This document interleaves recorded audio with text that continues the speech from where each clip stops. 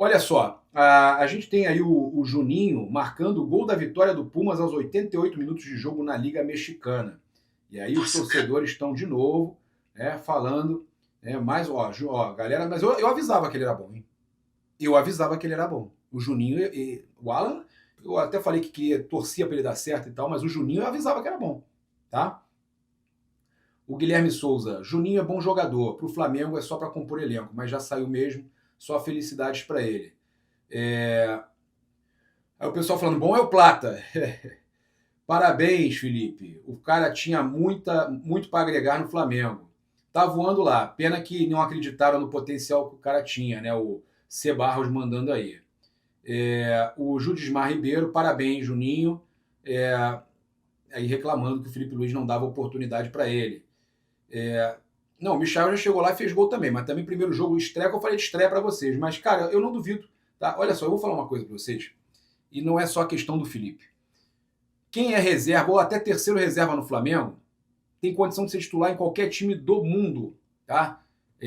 Não vou dizer um Real Madrid, etc e tal, mas as principais ligas do mundo, aí, falando assim, México, Turquia, tá?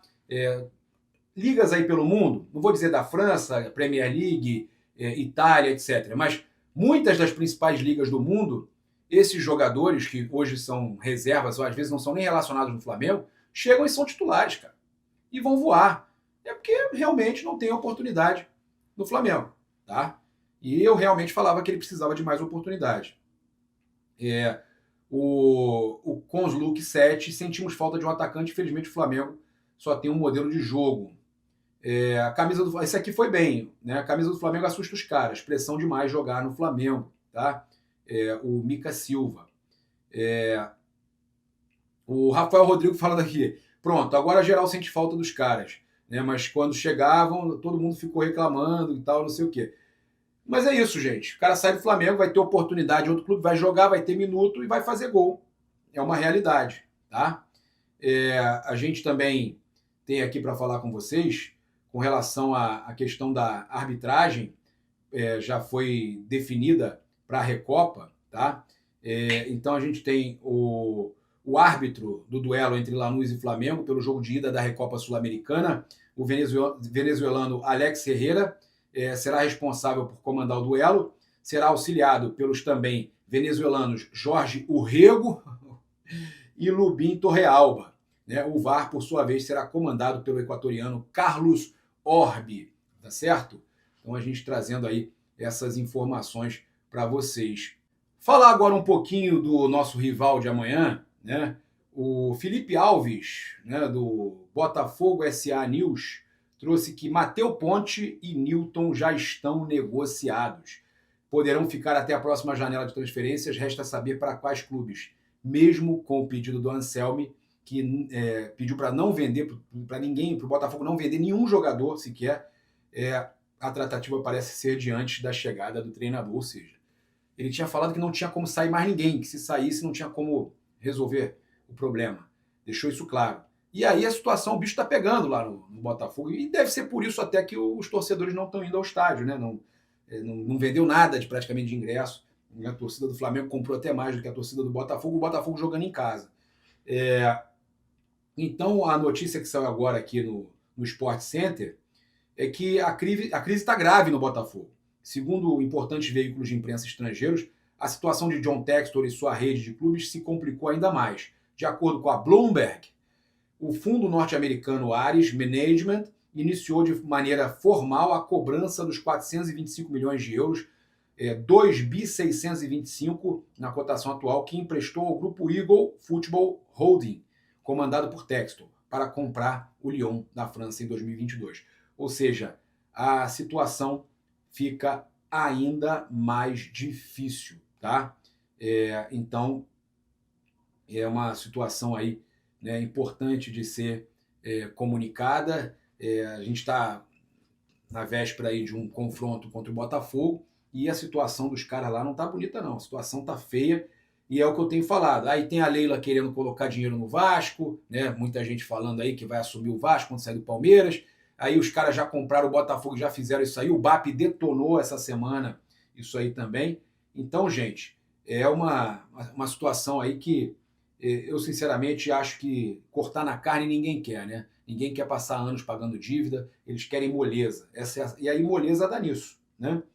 Olha só, então trazer aqui também para vocês que o Pulgar atingiu uma marca expressiva, é o único jogador do Flamengo que já passou da marca de 500 minutos em campo em 2026. Tá? Na sequência aparecem Léo Ortiz com 453 minutos, Alexandre 451, sendo os atletas que mais se aproximam do Eric Pulgar. Tá? O volante chileno soma 537 minutos disputados em 2026. Ele é monstro, cara. Para ele se machucar é muito difícil.